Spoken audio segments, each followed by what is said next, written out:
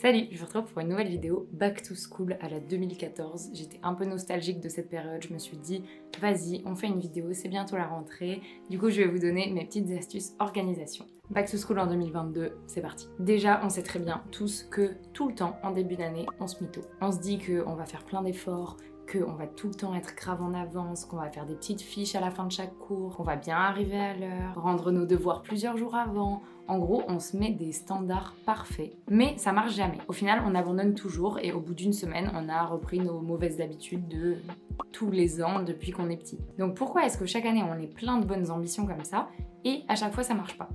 Eh ben, ma théorie, c'est à cause du fait qu'on se met des standards qui sont impossibles à tenir, on se met une barre tellement haute qu'on préfère ne rien faire plutôt que se décevoir en faisant moins bien que ce qu'on avait prévu dans notre tête. Et d'ailleurs, c'est souvent à cause de ça qu'on procrastine de manière générale, parce qu'on se met des standards tellement hauts et on veut tellement tout faire parfaitement qu'on préfère procrastiner et ne pas faire les actions qu'on doit faire parce qu'on a peur de les faire moins bien que ce qu'on voudrait. En gros, mettre la barre trop haut, ça crée du stress parce qu'on a peur de pas faire assez bien et donc on fait pas. Donc à la place de se dire ça comme chaque année et de se dire qu'on va faire plein de trucs trop bien cette année, c'est la bonne, on va pas se dire ça. Et on va plutôt essayer de mettre des petits trucs en place qui sont faciles à garder et faciles à faire. Pas recopier ses cours tous les soirs en faisant des petites fiches avec 10 couleurs différentes pour bien organiser machin. Tout ça pour dire que dans cette vidéo, je vais pas vous donner des astuces sur comment faire ses fiches, comment faire des prises de notes, etc.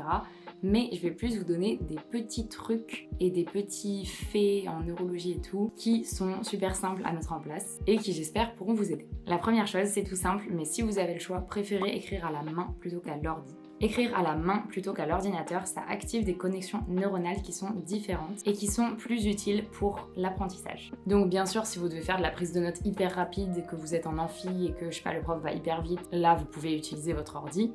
Mais en général, c'est pas le cas. Je sais que je me souviens qu'au lycée, on nous mettait la pression, on nous disait il faut que vous appreniez à prendre des notes super vite parce que vous allez voir dans les études supérieures, ça va être différent. Ils vont pas faire comme au lycée, ils vont pas répéter 3 fois comme on le fait nous, vous allez voir. En gros, ils nous faisaient un peu peur et en fait pour rien parce que dans les études sup, je sais que la plupart des gens, on s'y accommode très bien et les profs sont sympas et bien sûr que si tu leur demandes de répéter, ils vont le faire. Et de base, ils sont quand même là pour te faire apprendre. Donc même s'ils sont pas tous des bons profs, la plupart du temps, vous inquiétez pas du tout pour ce truc de prise de notes rapide, ça va le faire. Une autre astuce justement par rapport au fait de redemander si vous n'avez pas compris un truc, de redemander au prof d'expliquer ou de répéter quelque chose, c'est avoir une écoute active. La plupart du temps, le prof il va kiffer quand il voit que ça vous intéresse ce qu'il raconte et quand vous lui demandez ah ça j'ai pas très bien compris, est-ce que vous pouvez réexpliquer, en général il va bien aimer et bien sûr qu'il va le faire. Et quand j'ai commencé à avoir une écoute en cours qui était plus active plutôt que passive, j'ai vraiment vu des résultats de fou sur déjà ce que je comprenais des cours,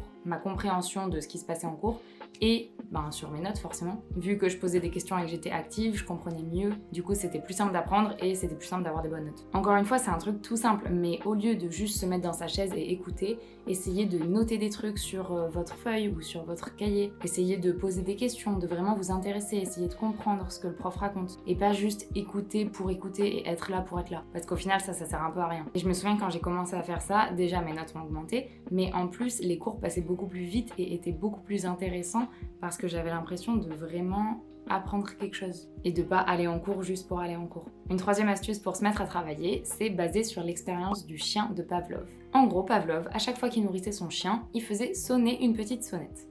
Donc le chien, il a associé cette sonnette avec le fait de manger. Ce qui faisait qu'au bout d'un moment, quand Pavlov sonnait la sonnette avant de lui donner à manger, le chien commençait déjà à saliver. Parce qu'il savait que ce qu'il attendait, c'était de la bouffe. En gros, on a un signal et une réponse. Le signal, c'est la petite clochette, la réponse, c'est manger. Et on peut faire exactement pareil pour nous aider à travailler. Comment, me direz-vous ? Eh bien, tout simplement en remplaçant le fait de manger par le fait de travailler, et la petite sonnette par un autre truc comme un genre de musique. À chaque fois que vous allez travailler, vous allez mettre un certain type de musique. Par exemple du jazz. Il y a une playlist qui est géniale d'ailleurs sur YouTube qui est toujours en direct et qui est vraiment super pour travailler, il n'y a pas de paroles, c'est super, je vous conseille celle-là. À chaque fois que vous allez commencer à travailler, vous allez la mettre sur YouTube et commencer à la regarder, enfin l'écouter. Et à chaque fois que votre session de travail est finie, vous allez arrêter de l'écouter.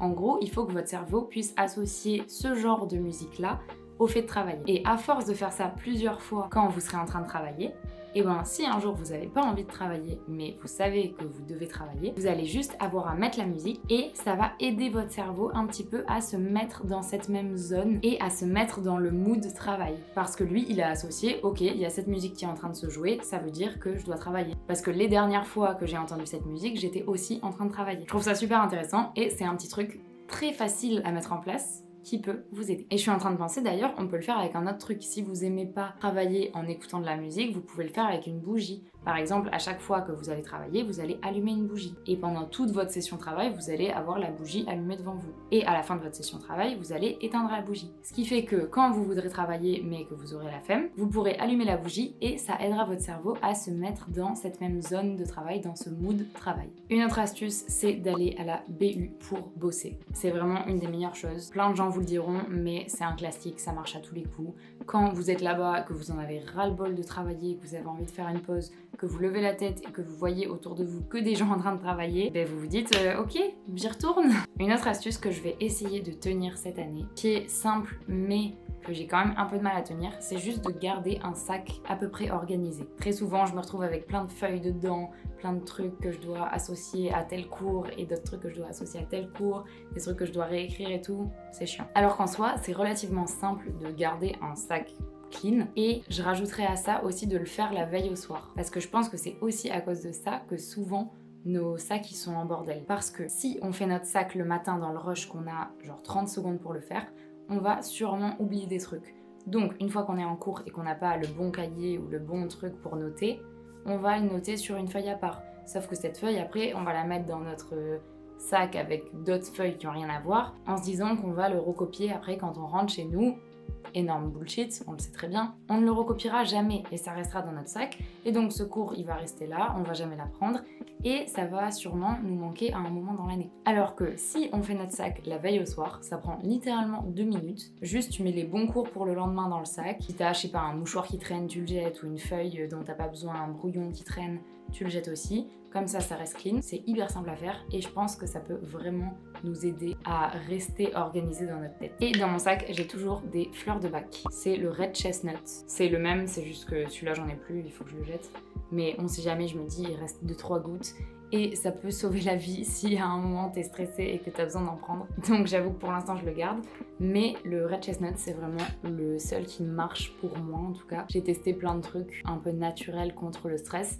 Et ça, c'est le seul truc qui fonctionne vraiment très bien. Après, je sais que toutes les fleurs de bac sont pour différentes choses en fait. Et même niveau stress, il y a plein de types de stress différents. Et on s'inquiète pas forcément pour les mêmes choses non plus. Et je pense qu'en fonction de ça, ça peut varier aussi. Et ça peut faire en sorte que telle fleur de bac va marcher pour vous, mais pas forcément celle-ci ou pas forcément celle-là. Je sais qu'il y a des livres qui sont géniaux, qui expliquent exactement les fleurs de bac et pourquoi chacune fonctionne. Je vous le mettrai ici si j'arrive à le retrouver. Et voilà, ça c'est un petit truc que j'ai dans mon sac. Si vous êtes une personne stressée, je vous jure, c'est très utile.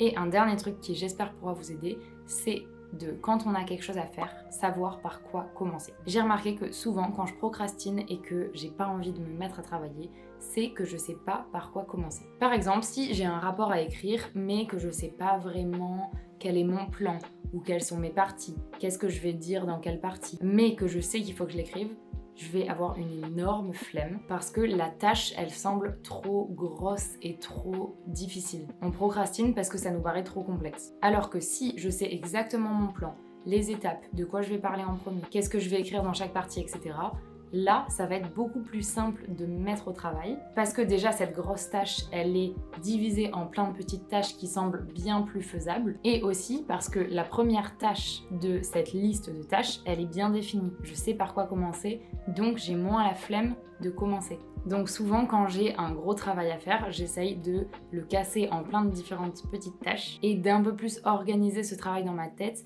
de sorte à ce que ça me paraisse plus simple à faire. Et aussi, j'ajouterai à ça de ne pas arrêter de travailler quand on sait plus quoi écrire. Par exemple, si dans votre rapport justement vous avez écrit la première partie ou genre l'introduction, j'en sais rien, et que vous arrivez à une deuxième partie mais que vous savez pas comment la commencer, vous savez pas trop quoi faire, faut surtout pas arrêter à ce moment-là parce que, en tout cas je l'ai remarqué pour moi, si j'arrête à ce moment-là quand je sais plus trop quoi écrire, que je me dis bon ok je fais une pause, je reprendrai dans 15-20 minutes, et ben souvent dans 15-20 minutes j'ai vraiment aucune envie de reprendre et je veux pas du tout m'y remettre parce que je me souviens du dernier truc que j'ai fait avant de prendre ma pause, qui était de pas savoir quoi faire, de pas savoir par quoi commencer et d'être un peu saoulée. Donc avant de faire la pause par exemple, il vaut mieux trouver par quoi on va commencer et de quoi on va parler dans cette partie. Et ensuite, une fois que ça c'est bien clair, on peut prendre notre pause, comme ça on sait que quand on reviendra, on aura plus envie de s'y remettre parce qu'on sait de quoi on va parler. Je prends l'exemple d'un rapport, mais en soi ça peut être n'importe quel type de travail. C'est juste pour que ce soit clair que souvent quand on procrastine, c'est aussi parce qu'on est perdu et qu'on sait pas par quoi commencer. Et un dernier truc, qui est pas vraiment une astuce, j'avoue, mais c'est surtout de profiter de la fin de vos vacances, d'essayer de laisser le téléphone de côté. Là, c'est sûrement vos dernières semaines de vacances, derniers jours de vacances peut-être. Donc profitez à fond, commencez pas à stresser pour la rentrée, tout va bien se passer. Everything always works out. La traduction en français, c'est genre tout fonctionne toujours bien. C'est un peu moins cool, hein, on est d'accord. Mais surtout, ouais, passez pas de temps sur votre téléphone, allez voir vos potes, essayez d'aller marcher dehors, faire des balades. Et d'ailleurs, n'attendez pas que vos potes soient dispo. Si personne n'est dispo, allez prendre un café toute seule, allez lire dans un parc ou faire du journaling, genre écrire dans un petit carnet toute seule. Sortez de chez vous, faites des petits trucs cool, il fait beau, profitons-en avant de retrouver cette routine. Après, il y a rien de mal, les routines c'est trop cool aussi.